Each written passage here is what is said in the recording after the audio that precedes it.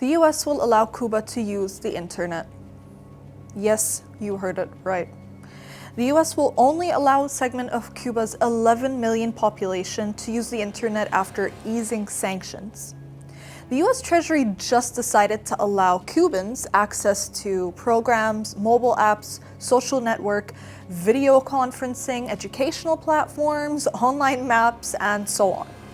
Meanwhile, the Cuban Ministry of Foreign Affairs explained that the latest measures aim to put the private sector in an advantageous position and sideline the Cuban public sector, which had only been established and allowed to grow under the provision of the Cuban government and the public's request. The ministry also stressed that Cuba has worked relentlessly to overcome American sanctions aimed at hindering the island's access to internet, bypassing the embargo and restrictions by providing the Cuban people free access to hundreds of programs and websites.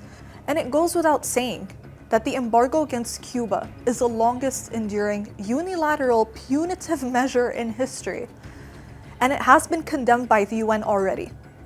Cuba's government has been citing sanctions as the reason for the island's economic crisis. American hostility towards Cuba goes back to March of 1958, as Cuban revolutionaries led by the late Fidel Castro fought against the US-allied Fulgencio Batista regime.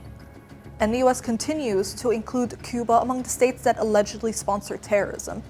The so-called generous step by the US is definitely not one of good faith.